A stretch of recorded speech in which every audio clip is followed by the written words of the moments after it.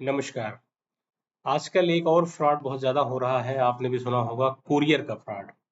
Courier या जो जो पार्सल भेजते हैं, तो पार्सल का फ्रॉड होता है।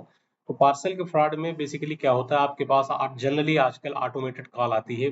पहले तो ये लोग मोबाइल से, फ़ोन से अपने रिंग किया करते थे इंडिविजुअल्स लोगों को, लेकिन उसमें उनको रिसोर्सेज़ बहुत ज़्यादा लगते थे, उन्होंने ऑटोमेट कर लिया है। ऑटोमेट मतलब आईवीआरएस सिस्टम के थ्रू कॉल आएगी आपके पास और बोलेंगे कि भई इस कुरियर से आपका एक पार्सल आया हुआ है, इसके बारे में कुछ प्रॉब्लम हो गया है, तो और इन्फॉर्मेशन अगर आपको चाहिए या उसको रिज़ॉल्व करना है, तो आप ये so and so button click करिए या कस्टमर केयर से बात करिए। तो इस तरह से क्या होता है, जो इंटरेस्टेड लोग होते हैं, वही छट करके उनके पास जाते हैं। तो उनके पास थोड़ा-सा उनको रिसोर्सेज़ ह्यूमन रिसोर्सेज़ कम लगते हैं, सिस्टम वाले ज़्यादा लगते हैं।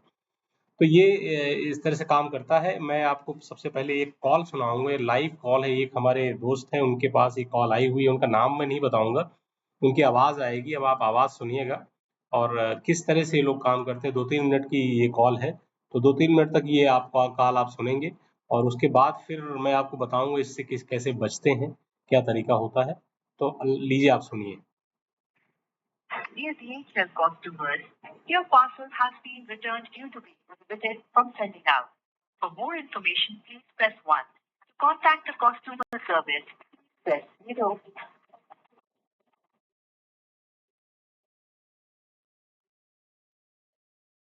ये आईवीआरएस की कॉल है। आप देखिए आईवीआरएस जो है मतलब मशीन बोल रही है, तो मशीन से वो लोग रात दिन जब चाहे लगा सकते हैं। Customers, your parcel has been returned due to be prohibited from sending out.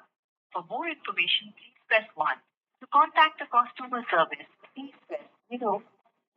इन्होंने देखिए डीएचएल कुरियर का नाम दिया है, वैसे कोई भी कुरियर हो सकता है, ब्लू डार्ट हो सकता है, फेडेक्स हो सकता है।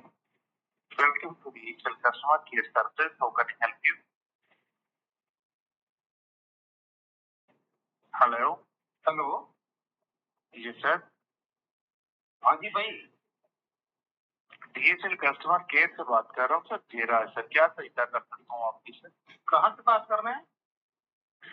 DHL head office, international courier company sir, German logistic company. अच्छा बताइए।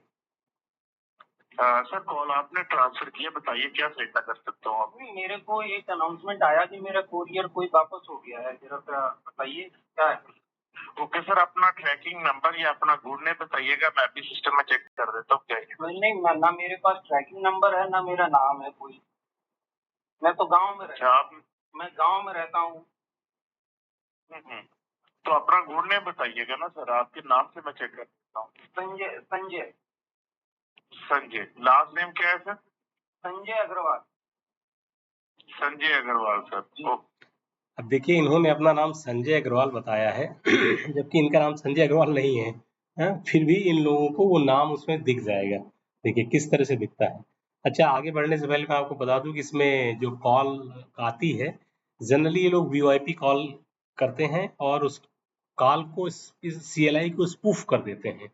स्पूफ मतलब जो रियल सीएलआई होती है वो नहीं आती है, कुछ और ही सीएलआई करके आती है। जब आप उस पर इंक्वायर करेंगे तो उस सीएलआई से आपको कुछ नहीं मिलेगा। ठीक है? तो स्पूफिंग भी होती है सीएलआई से। तो आइए आगे सुनते हैं क्या होता है। Okay sir, please wait sir, line पे रहिएगा, मैं अभी चेक कर देता हूँ। अच्छा।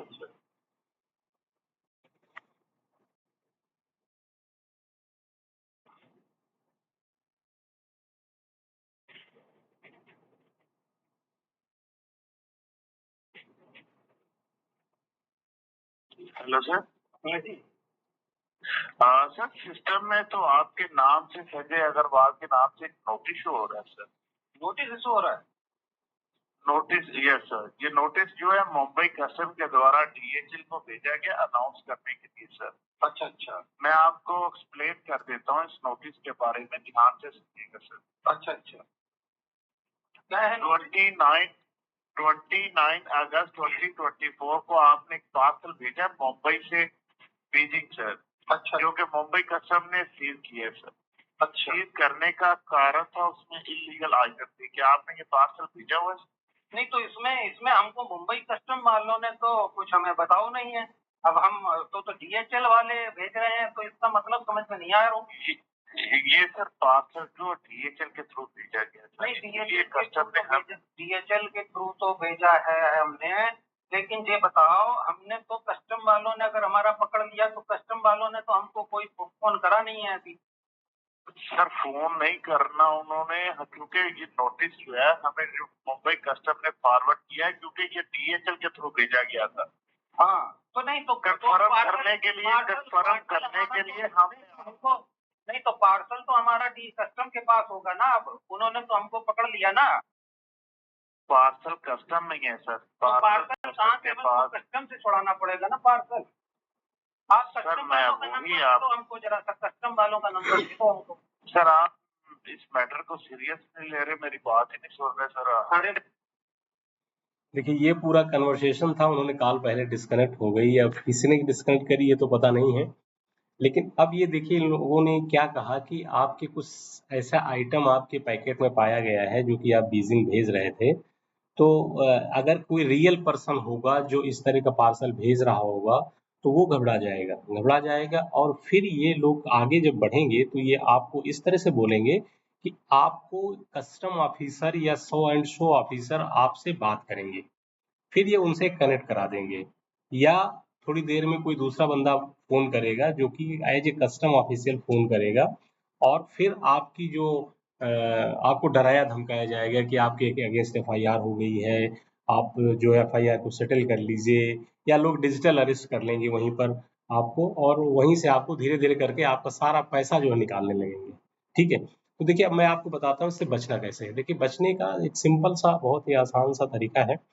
आपसे जब भी कोई इस तरह से कुरियर का इस तरह का कोई भी फ्रॉड होता है, तो देखिए कस्टम ऑफिशियल कभी भी इस तरह से एक्ट नहीं करते हैं कि आपको फ़ोन करके और आपको पैसे मांगे, या बोलें कि धमकाएं कि एफआईआर कर दिया, ऐसा कर दिया, वैसा, ऐसा कुछ भी नहीं होता है।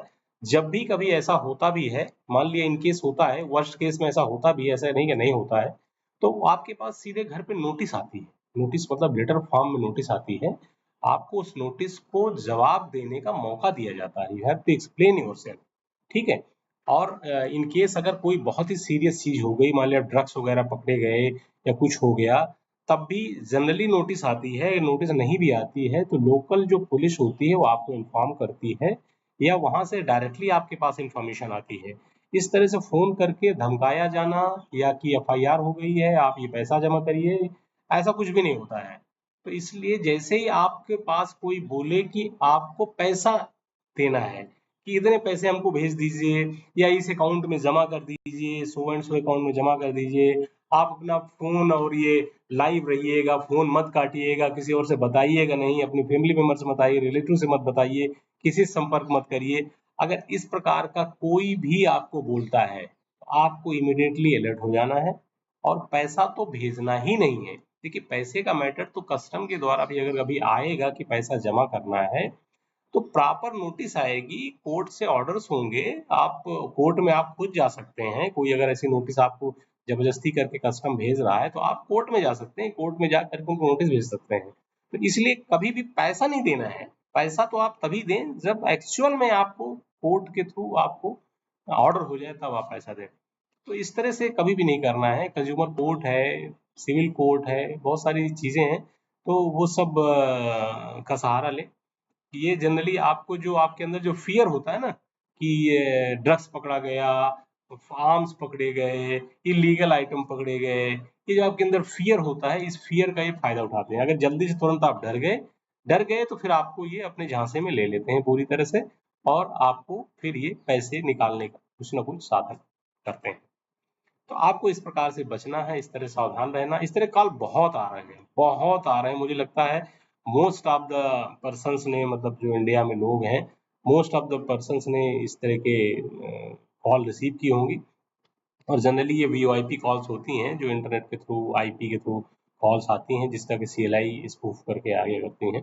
आजकल आपने देखा होगा बहुत सारे लोगों को कुछ दूसरे कंट्रीज में जो जैसे जॉब करने, कुछ आईटी इंजीनियर्स या कुछ डिप्लोमा होल्डर्स जो है विदेश में, फॉरेन में नौकरी करने के नाम पे तुरंत जो है चले जाते हैं। तो वो लोग को जनरली जो है लोग बंधक बना लेते हैं, अरेस्ट कर लेते हैं।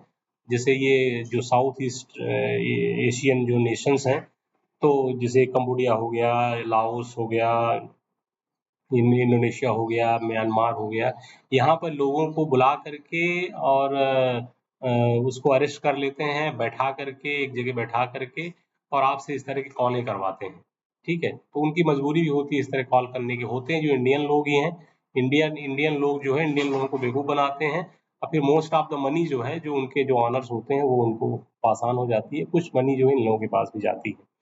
तो इस तरह से इनका पैसे का डिस्ट्रीब्यूशन होता है और ये पैसा जाता है आप लोगों की जेब से। तो इसलिए जब भी कभी पैसे की डिमांड हो कुरियर के नाम पे, कभी भी पैसा ट्रांसफर मत करें, तुरंत सचेत हो जाए, सजग हो जाए इस तरह की कॉल से। तो बस यही मुझे आपको बताना था कि इस तरह के साइबर फ्रॉड जो लाइव हुआ, लाइव मैंने आपको अभी सुनाया। आपने देखा किस तरह से लोग बातें करते हैं, किस तरह से करते हैं। तो जनरली फेडेक्स का नाम जो है ज़्यादा आता है, लेकिन अब मैंने ये डीएचएल का नाम पहली बार सुना है, हालाँकि आ रहा होगा, मैंने नहीं सुना है। बट जितने भी कुरियर हैं, जो भी इंटरनेशनल कुरियर हैं, ज़्यादातर इंटरनेशनल कुरियर्स के नाम पे ही आता है और जो फेमस होती हैं कुरियर्स, ऐसे जो नॉर्मल जो जिनको नाम नहीं है, बहुत सारे कुरियर जैसे हमारे यहाँ पर चलती रहती है, उनके नाम पे कभी नहीं आता। ये जो फेमस कुरियर है, उनके नाम पे ये सारी चीज़ें आती हैं। तो बस इतना ही, मुझे लगता है कि आप थोड़ा-सा सजग हो गए होंगे और इस तरह के फ्रॉड में नहीं फँसेंगे। तो बस इतना ही। Thank you. नमस्ते।